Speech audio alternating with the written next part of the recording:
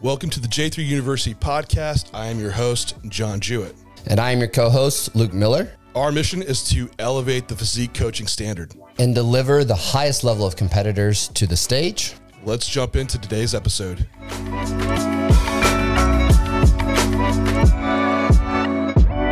You're getting weak on prep, what to do. And the fear of losing muscle is pretty high for a lot of guys. And sometimes that can outweigh in guys not getting into condition because you're just weighing too much into gym performance, staying full. But this is bodybuilding. So we absolutely, the two things that are priority, getting peeled to the bone and bringing all that hard-earned muscle from the off-season to stage. So topic of the day is, how should you adjust your training on prep to uphold tissue and bring it all to stage? And as our call to authority, John has chosen to wear the tank top to show that he is retaining his tissue on prep. Dude, it's hot. It's hot in Texas. We're like hitting the hundreds. Yeah. Now. I do a lot of steps outside. And it's humid as shit. We're in like, is it El Nino or I don't know what it's called, but it's like the rainy portion of like the weather shift, right? And so it's like fogging up the windows. My glasses fog up when I walk outside. Like it's interesting because it's like bringing me back to living on the coast in Mobile and stuff in Tampa.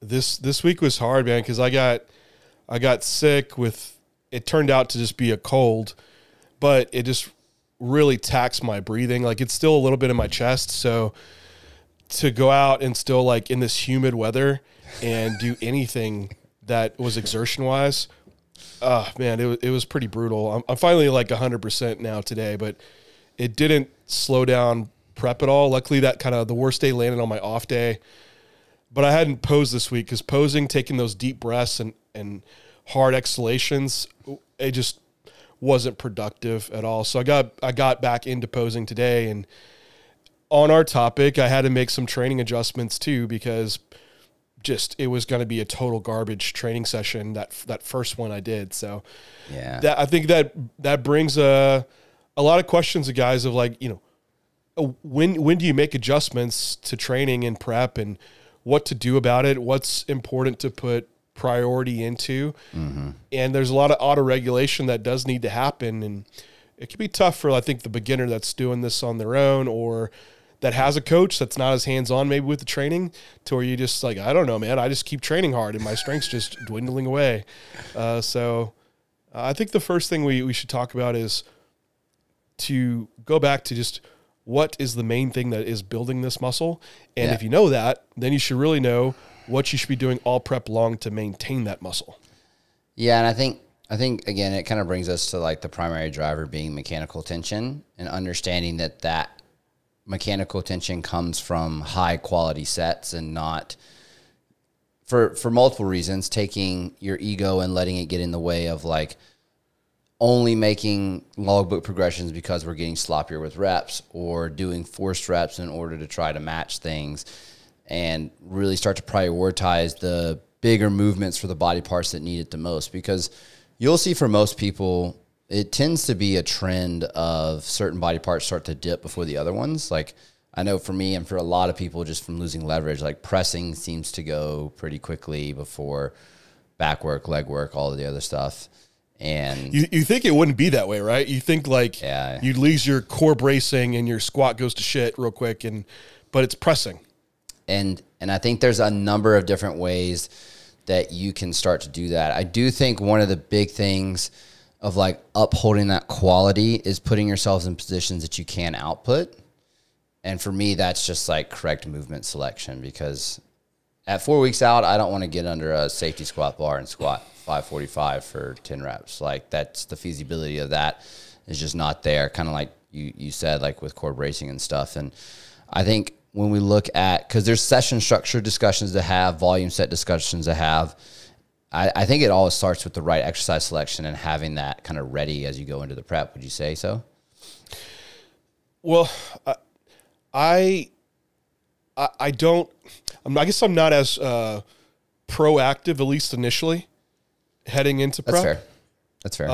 And a bit reactive, because depends on where that person's coming from. Like if I'm trying to make a really aggressive fat loss push out the gate, even at that, usually guys are okay holding the same exercises into prep, especially ones that they've been utilizing and relatively adapted to. And so I think to rewind that, because you brought up like, you know, keeping quality sets high is of the utmost importance. And that, you know, mechanical tension being the mechanism for hypertrophy and volume still being the overall driver. You need for this individual a certain number of sets that will build new tissue.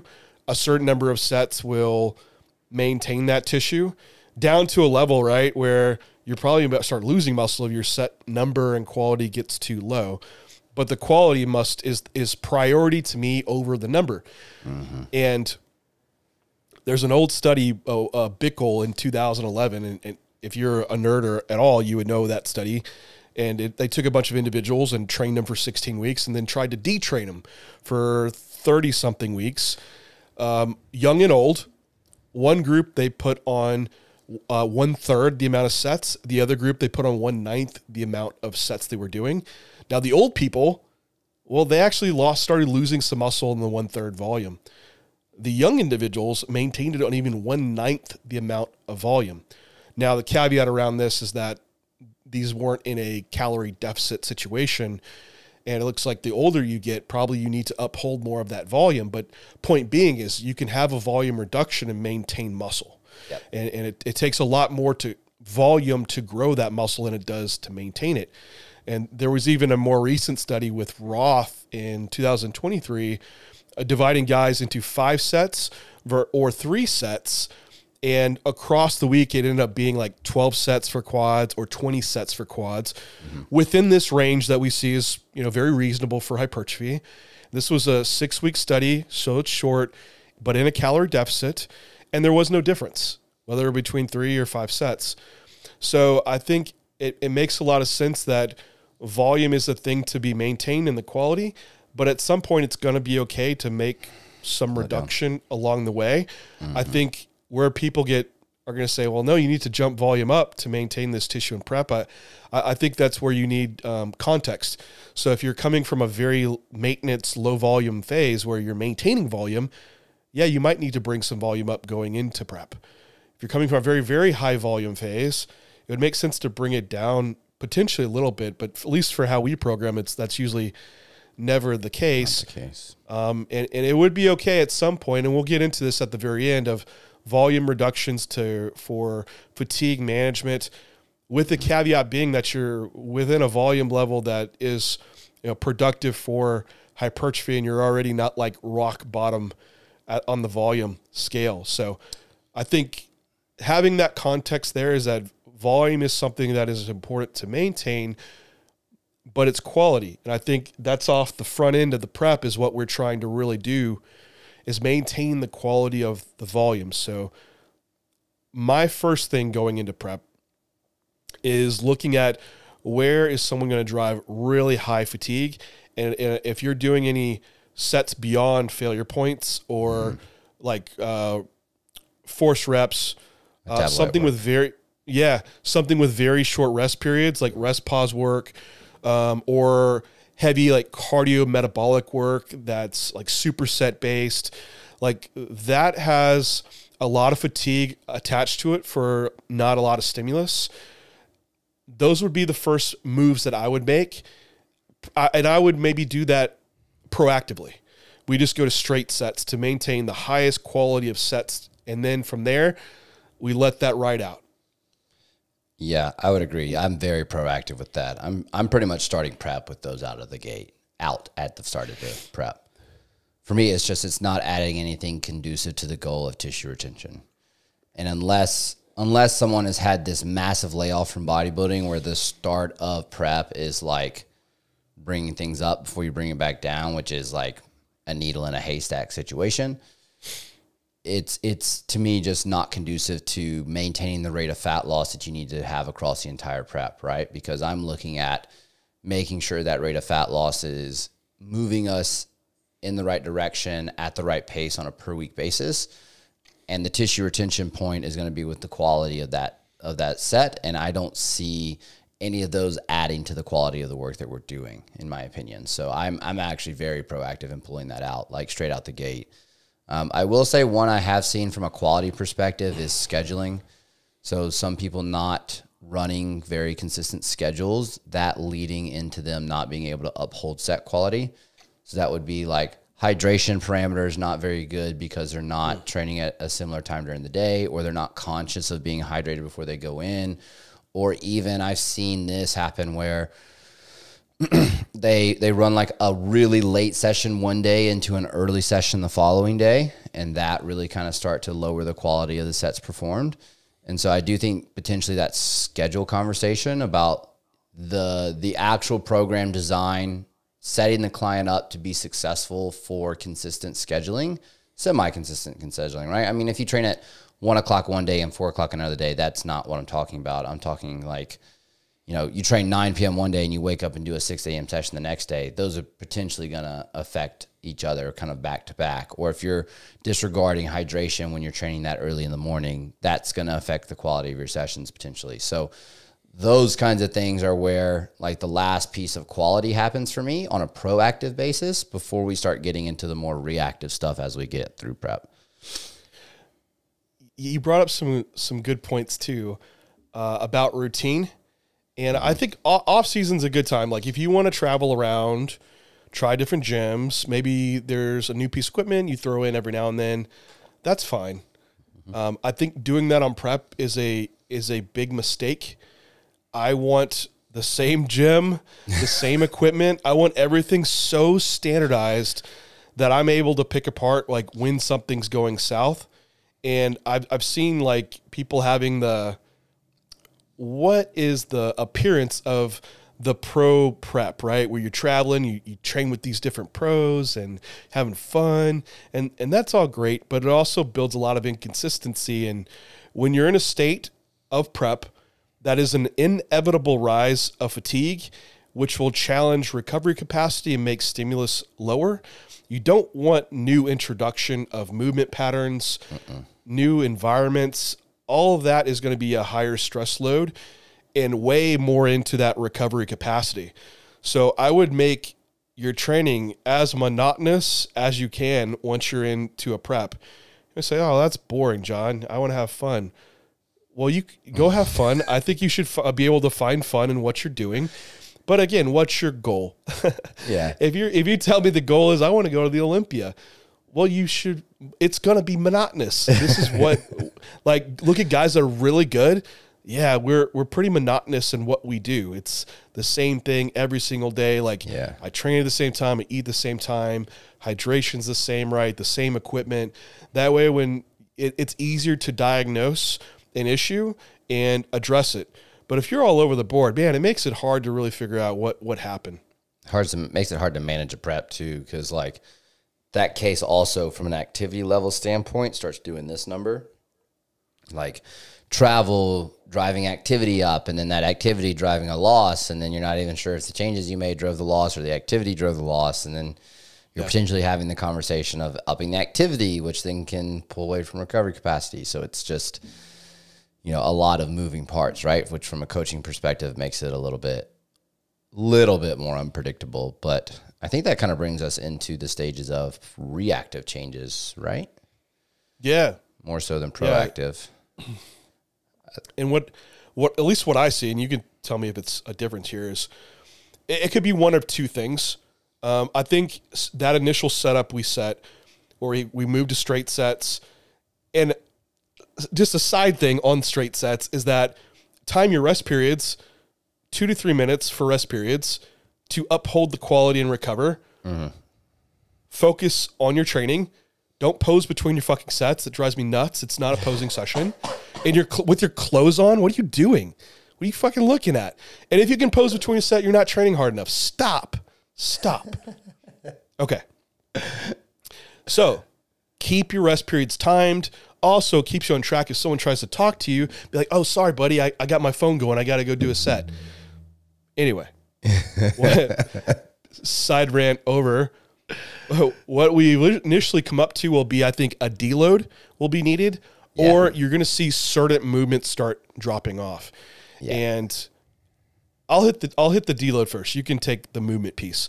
So with the inevitable rise of fatigue coming, lower food, higher cardio, you're losing body weight. Maybe there's a little bit of sleep derangement that could occur right away. Also, it is training in and of itself is going to be accumulation of fatigue. Oh, at some point, you're going to feel starting to get run into the ground. Mood might be changing, motivation might be dropping, and you might get to a point where, like, man, I just had a session where I barely was holding strength overall across all lifts. And then you're like, why am I doing this? I hate bodybuilding. And this mental thing starts changing, acutely. And that's a time when a deload probably should be happening, because if you're stubborn, you're like, well, screw it, man. It's all about blood, sweat, and tears and grinding and the suffer, and I'm going to outwork everyone. And then 2 weeks later, you're just like buried in the ground and you're holding water. Your body weight's coming up. You're like, I'm not getting leaner. What's going on? It's like, yeah, man, you should have deloaded like a few weeks ago. So this happened to me on my past prep, where I was like, why am I doing this prep? Like this, what am I even doing in my life? and it's just like, you know what? I just need to pull back. And so it was just an extra rest day added in over the course of 4 days, 50% reduction in set volume, because we know the number of sets is going to be the biggest driver of fatigue, and just kept like 3 reps in the tank. So I just look at my logbook, said, all right, John, you did 200 pounds for 10 reps. You're going to do 200 pounds for 7 reps. It's all preset. It's real easy. I don't have to think about it. By the 4th day, and nutrition-wise along with that, is calories are brought up to maintenance, which for myself, like, we're not having huge drops in training volume, considering the amount that we are doing and that we have these longer rest periods between sets. We're not like doing a 50% CrossFit, set reduction in volume. So it's usually like maybe like a 10% increase in calories and a reduction in cardio, just steps from there. 4 days later, man, I felt fresh. Like, mind was clear. I could put more into my walking, more cardio, my posing, like training felt like it kicked back up. I was now more productive, and that same deficit that I had was actually probably greater on the same base plan, because I just could put more into it. And I think that's what happens with guys when that fatigue accumulates and you don't address it, is that even though you're checking your boxes on your plan, like, well, I ate the food and I did the cardio and the steps, all that's getting lazier. And the way you do your steps, the way you do your cardio, the way you do your training, you are moving less and less, and you don't even realize it. You're putting more into it when you're slunching over more, So eventually you're closing some of that deficit gap, and just overall quality is dropping. So by doing so earlier on, and usually like on the beginning stage of prep, a 3 to 4 day deload is enough to pull off some fatigue and raise your stimulus quality back up and raise up your recovery bank to where you can keep going. And that's one thing that might be the initial you'll run into probably in that 6 to 8 week part of the first part of prep. Mm-hmm. Now, Luke, I'll throw it to you, because there might be an exercise or 2 or a few in there that might start dropping off earlier on before you need a deload. Yeah, and just to add one last piece to that discussion you just had is clients not making changes to how much training is being done on their own, where it brings about this early. That's a major pet peeve of mine. And it's like, oh, I need to step it up a notch. I'm going to add drop sets to this. I need to step it up a notch. I need to add extra sets. I need to step it up, whatever that may be. I've seen that drive the need of a deload where it probably shouldn't have come up a lot. And I think it's just... There's still an inclination around the idea of, now that I'm in prep, I'm going to bring up my delts or something because they suck. Yeah, right. It's like a weak body part. I need to train it more. Let me do more work. Or even like changing like the amount of activity that we have listed and doing more than what's listed in the plan. It's like you're now moving so many variables to make this predictable. Like it becomes messy, and then you're also bringing about more needs for deloads, which is then now taking more time away from the timeline for fat loss. But that'd be the last piece I would add for that from the client perspective for you guys to not, when you hire a coach, listen to the coach. Don't do it yourself. To bring it back to the exercises though, I tend to be a little bit more proactive with the exercises. I have done this long enough where I know the trends of the movements that are going to taper off pretty quickly, where I tend to rotate these in already kind of in that base program pretty early on. I will have some athletes who are just so proficient at the movements that, will get pulled out at some point that I don't bother because they're so proficient at that pattern. Like squatting is an example. I have an athlete who is so proficient at squatting that when she preps, I'll just have her continue squatting and I'll move it into an externally stabilized squat pattern when the time's right. But the things that crop up as often needing to be replaced is just moving internal stability patterns into something that's externally stabilized. We commonly see pressing go first from a performance perspective. So that'll be one where if you have dumbbell presses, a lot of those will turn into machine presses. There's Smith presses. Squatting is another one. As that waist size comes down, you really start to see the capacity to brace go down. This can also be true for hinging. Now, the hinging one's a little bit of a harder one to pull, in my opinion, because it's harder to emulate that lengthened end range position, especially for girls like in wellness. Because I'm pretty quick to pull squatting and move it into a machine-based pattern. I'm pretty quick to pull pressing and move it into machine-based pattern because it translates into another movement that is very similar in stimulus. The hinge is the one where I make the argument you could potentially leave it alone and change the implement to improve the bracing. So rather than bracing against a barbell, using something like a dumbbell that potentially allows for that athlete to brace it a slight bit better, depending on the hinge that's being used. But this is something where I would kind of bring it up as a point of discussion of you could go either way with this. It seems like the hinge hangs in there longer than the other free weight compounds, like a squat and a press. I would agree. It definitely hangs in longer, but there is a point to me like that, probably that 5-week mark where you start to see it tail off. It's been a hard one to manage with Renee because you have someone that Renee only trains, like, and for anyone that knows, Renee's my wife. She does wellness. So she only trains lower body. So like one thing that we've reduced on the way through this prep is she had an upper body session in. I just completely pulled it out. I was like, you don't even need to train upper body. The upper body is so jacked. It's like, doesn't even matter. Just leave that.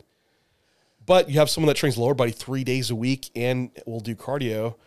And so if you remove a squat and you remove a hip hinge, it's like you need someone that is able to get the hips far away from the line of force, like for glute development. Like, is that a split squat? Like, they're all require a lot of bracing. Now, you could have like maybe some type of squat machine that, but I mean, if she's already doing a Smith machine squat, it's nearly the same damn thing. So it's like there's gonna have to be some there. But I think the difference in like a wellness bikini competitor, for one, it could be loading around that compared to a male that is at this high strength level, but also a male or even WPD for that matter is still going to have upper body days. So it's different. Like the recovery ability is going to be different to be able to keep some of those patterns in. And also like session durations too, because you're just training less muscle groups. Yeah. But at least like for that situation, it's at least having a day where we move into like, it's going to have to be more isolation based for across the body. And those compound movements have to get just lower set amounts where like, hey, give me all in one set and then move on. Yep. So I agree. I've even gone to breaking up the compound some, like moving, especially in the wellness category, like each session has one compound for that day. And that's like the compound you walk in, you do, and you go do your isolation work. And it changes the structure of the sessions, but it allows that quality piece to be upheld, which we said at the beginning of the podcast is the most important piece that needs to happen. Yeah, she was doing a split squat that got pulled like way early on. It's just a lot of racing, right, that got required. And now she's 3 weeks out. She still has her Smith squat in. It's just 2 sets. She was actually doing a good morning on this, machine, but she's like, this is harder to brace than dumbbell, which I could see because this machine kind of pulls her over her toes a bit much. So she has a dumbbell RDL on one day, her squat on one day. Then the other day is a leg press. And then her last day, it's just pure isolation. So really we could say like the 2 high bracing days they're only 2 days out of the week and only those 2 movements. The rest are, more closed chain and isolation movements. Yep. Where you can get away with it and kind of move that athlete into having a stimulus that is the high enough quality to retain that tissue by breaking up the need for what could be the primary. Now, you brought up length. I think this is something to have a discussion on because we had some talking points beforehand about managing session length as, glycogen availability goes down and we're getting to these leaner body states, and discussing how you could potentially break up frequency in order to manage that session length. Luke, before you hit that, would you mind touching on, because you brought up, usually we see pressing drop off first. Yeah.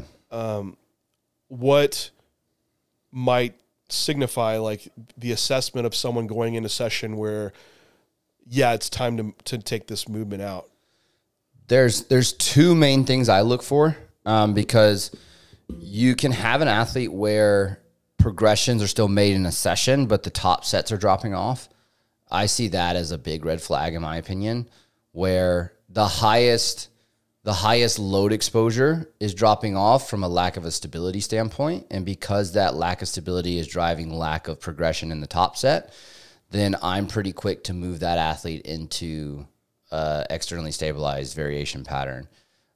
That's the one I tend to see come up a lot because as we lose leverage, your capacity to brace and your capacity to output and your capacity to stabilize is most exposed in the highest load exposure you have during a session. If that highest exposure load set is not progressing, but the back-offs are, then to me, that's a red flag that we're getting to that point that it needs to change. That's typically, for me, the one that comes up the most. Secondarily, is just feedback from them that they feel kind of dodgy in it, like the bottom feels kind of weird, or they feel like they're not able to bring it into the same position, or I've even seen, especially with like high incline patterns, like the higher incline exposures, if you have any incline dumbbells or anything along those lines in a program, is even seeing the kick up become an issue, and that driving the need for a change to prevent an athlete from being injured. Man, my dumbbells presses got pulled so fast, pretty damn quick, just from. Because, man, in the offseason, I always do it to like the 160s and just carrying the damn 160. And I was doing 3 sets of this, right? It's like, forget this. Like, I am, and that it was dropped. Like you said, the top set would drop off, but my back off set, like reduction in load, I could hold it or even progress it. Now, question back on that would be, well, what if you just decrease the load and stay in that little bit higher rep range that you're able to now brace better, as long as you have the stimulus there and you can take it to the same proximity of failure? Is that lower quality, or is the red flag of already bracing becoming an issue enough to move someone already? I mean, sure, you're just delaying the inevitable. Yeah. Maybe you delay it a week. Yeah. I mean, that's exactly what you're doing, right? Like, The volume exposure is probably similar by reducing load, increasing reps. Potentially the mechanical tension of like how high the loading is in that set is not there, right? Because you're not taking it to the extreme end range with the same amount of load. The total workload across the sets is potentially the same. Again, you're potentially delaying the inevitable another 3 weeks. I just don't see why you would stretch it out unless you don't have many other good options. If you don't have another good option, then sure, stretch it. But like, you're delaying the inevitable, in my opinion. Yeah, you're emotionally stubborn to free weight exercises. Mm-hmm.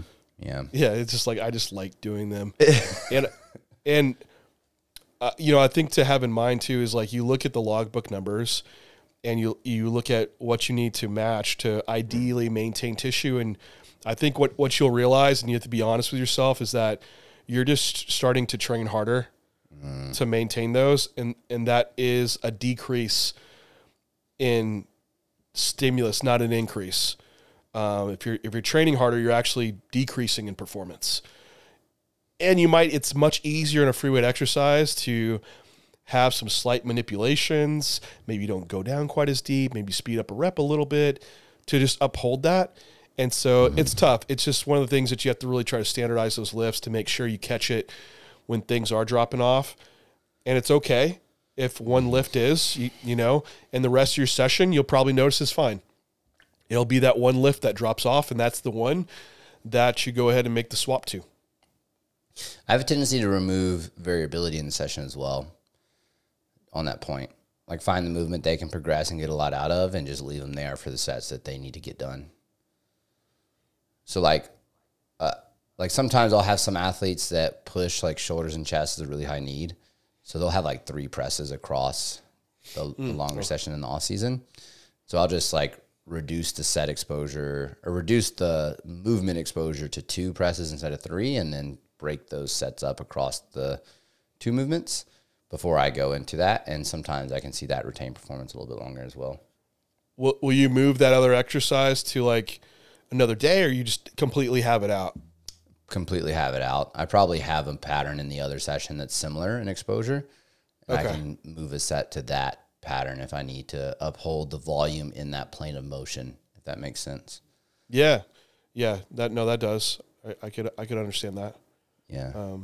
And I think that gets to where probably the next thing you're going to realize in prep, if you've moved your exercises around, you have your deload, that there is just going to be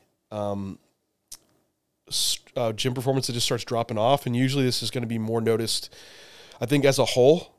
Or you'll notice, at least what I notice, is that everything's just a struggle to hang on to. Yeah. It's not like even one particular exercise, and it's multiple days in a row. Yeah. Because we'll all have a bad day. Like when I was sick, sleep was shit. Like I felt the fatigue walking in the gym. This session, like it was tanking. Like reps were down, like load was down, like it just was not happening. And immediately I just did a deload session that like was 50% volume reduction, not mentally amping myself up, just get a good quality stimulus. And this is what it had to be for the day. The next pull session, fine, right back to normal. So we'll all have a bad day on prep. No need to jump ship too quickly. However, you will notice that there's going to be a time where there's a string of sessions that's what it's like. And you already run into the deload and you're doing everything right. Like the nutrition is what it is because you have to maintain this level of deficit. And, the drugs are already set up to maximize performance. Everything's all done right. There's no other variable you can manipulate outside of trying to do something with how you allocate volume. So there, Luke and I were talking off camera that there might be 2 things to move around, and I lean into this one first. Just a lot of times it can't happen because of practicality reasons for a lot of individuals. Because we mentioned the first part of this podcast that quality volume is the most important thing to maintain. From the second point is the number of volume, so that dosage. So how can we do that? And what happens is as you get farther into prep, you start getting you get flatter, right? You get more glycogen depleted. A long training session is going to really start tapping more into those glycogen stores. And you'll notice at the end of your sessions, like the stamina is really dropping off, the fatigue sets in so much harder, and the quality just really goes out the window. When you're seeing that, that's when you could move to more frequent sessions. So you take your same volume for the week and you could spread it out into maybe it's an extra session. Mm-hmm. And that might be just moving some, like say your tricep work, your abs and calves have now its own day. And that pulls off maybe 10 minutes off, one of your sessions. Another example of this was like for Renee, she had a kind of an overall leg day. It was pretty heavy. It was like quad work, had glute work. I just divided that day just into 2 distinct days that were back to back actually.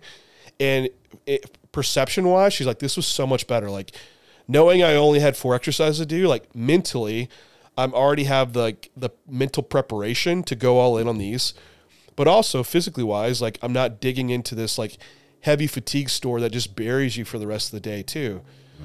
So if you're able to spread out your volume to keep that stimulus really high, you're checking the boxes of what you want to maintain tissue. Now, I'd say the issue around this is that not everybody might not be able to train that frequent. And I think that's where you get into the question of like optimality versus just practicality. So with that being said, if you can only train 5 days and that's your only time to go to the gym and you couldn't do 2 days or something, you're kind of left with just doing set reductions. Would you say? Yeah, set reduction is the only way to go. I mean, I've even gone as far as session removal in people who I have to push deficits extremely hard, but that's like such an extreme case. I don't think that's really practical or even the right thing to do for most people. It's really just the people that are really having to dig to make it there that I'll do that. I think just the overall set reduction is plenty, and you have a lot of variability in that. Like a lot of it's where's that volume set, but I do have a tendency to make those changes on the unilateral exercises first. I'm doing everything I can in my power to uphold the compound work is how I look at performance retention across prep. Like anything I can do to keep the large stimulus there that drives the majority of the quality stimulus that retains tissue, I'm going to do that. And so that's where you start to see maybe like some rear delt sets dropping off, or potentially some like isolation tricep movement stuff dropping off, or things along those lines. Potentially even removing like overhead tricep work for injury prevention purposes, and maybe anything from a stability standpoint that could do that. But that isolation work is really going to start taking the brunt of that volume exposure drops, where we now have an athlete that's going in, focusing on the compounds, a couple isolations and leaving. And that's kind of where the sessions end up being by the end of prep for most people. Yeah, I agree in that. Like your compound movements are your big ticket items, and you kind of look at it like you're regressing someone back to a beginner training style in a way. Like how do beginners train? Well, usually they're doing full body workouts. It's priority like compound movements and not a lot of isolation. You're kind of moving someone towards that. So some isolation sets might drop off. Now those aren't like your big fatigue ticket items, but it might be enough to uphold like and manage fatigue. I've even had some guys where we were training. Maybe it's just like 4 upper sessions and 1 lower session, to where the isolation got so low that we ended up consolidating a push-pull day into an upper day where it's like 4 compound movements. Yeah. And they still have like, that they have the rest days that are there, and that was more beneficial for them. So it that's when you have to get into the individuality for the client. Like, what is the most impactful? Like, is it actually a day out of the gym? For some people it is. For some people it might just be the shorter session. So I think that's where you see it kind of vary. And going back to that initial paper I brought up with Roth, dividing guys into 3 sets versus 5 sets. Yeah. If you looked at the scatter plot for those guys, like some people did better for tissue retention with 5 sets and some did better for 3 sets. The average, it didn't matter. But there's individuality that it did vary between. Yeah. So that's when you need to like just learn your client of like, and ask him like, where are you finding this the most fatiguing in your training sessions? What day? Where does it really drop off for you? And that's where you should have like at least some self-guidance on their end to help you make those decisions around it. So ask those questions, and that can really give you some really good insight into making the manipulations. But as far as the amount of volume to pull off, I usually just start with just a 1 set reduction. And it depends. If it's something that's like systemic, it might be just pulling a set across every training session for the week. If it's within a specific session, It might be like 2 sets. And then it's just kind of, it goes from there about how we're making those manipulations from there. The last one I do is try to limit crossover work within that. So like, it would be, for an example, like anything that could potentially, like for pressing, this is the one I see, right? I've had situations where the tricep volume was a smidge too high, taking away from the pressing quality, and dialing back the tricep work actually allowed for the pressing to begin to progress or hold well again.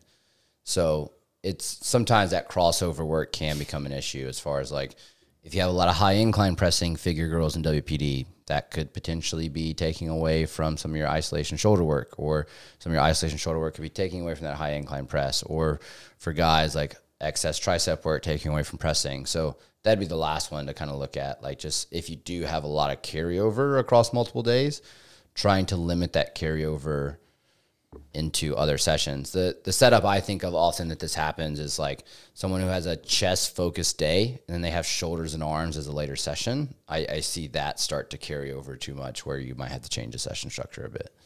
So like that arm session bleeds into the chest session. Yeah, exactly. Or vice versa. Or vice versa. Yeah. Okay. Yeah, I can see that. I think that's where you put what is the priority for that athlete, and how you adjust it. Like, because for myself, like my pressing will drop off, but man, if I do 2 sets of a push down, my triceps are like full blown pumped. Like I don't need a lot for that muscle group, but if I do a lot, chest gets impacted, right? So it's like make the reductions for myself on triceps, which is a stronger body part, to uphold the pressing, which I need for chest. I could see how that could get flipped for some other people where chest absolutely. Is like massively huge, and triceps just are starting to like drop off. So making those different manipulations around the physique need. And nose torque is not a good solution for performance retention either. Just no. FYI. You're not hardcore. Well, yeah, when you switch from like your Miley Cyrus track to your metalcore track, you're then have like 3 grams of caffeine and nose torque, and you're like an anal suppository of halotestin. You're just extending the inevitable of you should have adjusted your training program long ago. And everyone now is like, where do you get suppositories of Halo? People don't know this, but John texted me this one day that he had added it in as a joke, and the text did not come across as a joke. And I was like, why would you do this? And he was like, oh, I'm just kidding. It's funny. I can get Luke pretty good because he can be very literal. And also, like, I can lay in, like, sarcasm and jokes, but just unknowingly, because if you don't, you wouldn't know that I was. And so he'd be like, I can just see him, like, I can see the brow wrinkle, right, looking at this message, like, what are you doing? Like, oh goodness. Maybe the last thing for retention would be PED implementation, like orals, like using an Anavar pre-training potentially. Yeah, that does get into the, if you are in the enhanced realm. Yeah, that does. Is gym performance is the later in a prep is usually the signifier of a justification for orals because your injectables just aren't going to catch up quick enough, and it could take a few weeks for those esters to accumulate to actually bring the muscle retention back up. But there's also some like pretty cool unique traits around specific orals that can drive up gym performance around different receptors that increase force production and neuromuscular activation. So, there's a few that could go down. That's a rabbit hole that it's for another day. Yeah. But that's when you could bring those in. They're by no means going to be game changers comparatively to the other ways that we're managing, because your big lever here is, for one, managing recovery capacity, and then also increasing your recovery ability if you're able to, which most times we're not able to. But this is also why we try to schedule out preps where you have a very aggressive fat loss off the front end, and you're able to lower that deficit on the tail end. And part of that has to do with fatigue management and upholding training performance. Because if you're able to feed someone just a little bit more, have some extra refeed days at a point where you're going to see training suffer, you might be able to prevent that.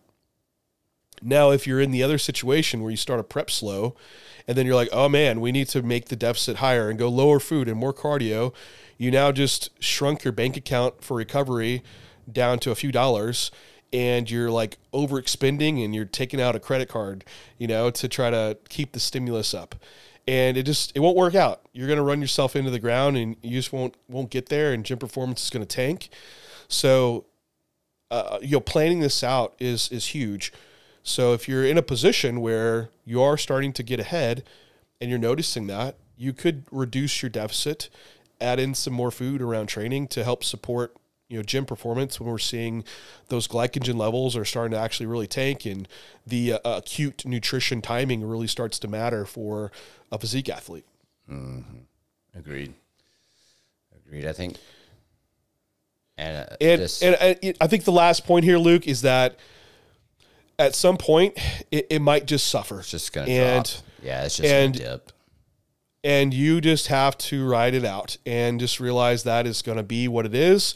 And don't let yourself mentally take you to a place of trying to force to maintain the logbook and just accrue more like soft tissue damage or bury more fatigue into yourself. Like, I would be more apt to make the load reduction so I can keep better bracing than try to just let the reps come down and maintain the same load. Because I think that gets pretty precarious with heavy loads. And for hypertrophy, we know like you have a variety of rep ranges to work within to stimulate that good stimulus for growth.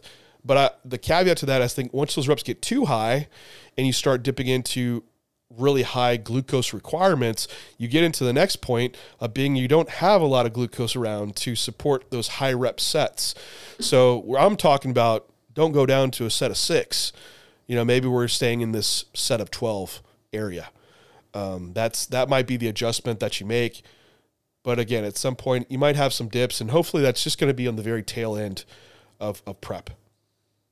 And if you do this well, you can look like John. And you can start wearing tank.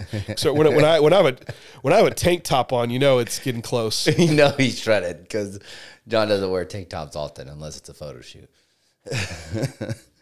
Man, you should see me walking out here in my neighborhood because you can see my I got my yes my high sock gang. My tube socks. I got a fanny. Oh shit! I almost said the F word. My UK Australia people are gonna hate me. That's okay. My bum pack. I wear it to the front, so we know that's called a bulge pack. My glasses on. Like, people in my neighborhood are like, "Who is this guy?" Like. Everything tells me he's a nerd, except for the fact that he's jacked and shredded. Yeah. Oh, God, you're such a interesting human. I think that wraps it up. Yeah, that wraps it up. I hope everyone just retains every gram of tissue to stage and is just super huge and jacked. So if you have questions about what we talked about today, leave them down below, and Luke and I will maybe answer them. And we'll talk to you next time.